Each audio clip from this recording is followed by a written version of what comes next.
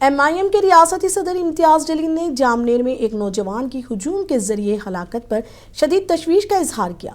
इम्तियाज जलील ने कहा कि ऐसे वाक़यात में मुसलसिल इजाफा हो रहा है, लेकिन हुकूमत मुनासिब इक़दाम नहीं कर रही है। ये है कि वो पहले इस 20 साल के लड़के को एक कफ़े में बैठा हुआ है, वहाँ पर उसको मारते हैं, अधमरी हालत के अंदर फिर उसके उठाकर उसके एक छोटे से गांव के अंदर लेके जाते हैं और फिर दोबारा उसे लाठियों से, डंडों से उसे पीटा जाता है, मारा जाता है। और ये सब उसके माँ बाप और बहनों के सामने ये किया जाता है। लड़का वहीं पर दम तोड़ देता है। अब हम सरकार, हुकूमत और पुलिस से ये सवाल करना चाह रहे हैं, क्या इन गुंडों के ऊपर आप काबू पा सकते हैं या आप अपने आप को भी बेबस महसूस कर रहे हैं इन गुंडे मवालियों का?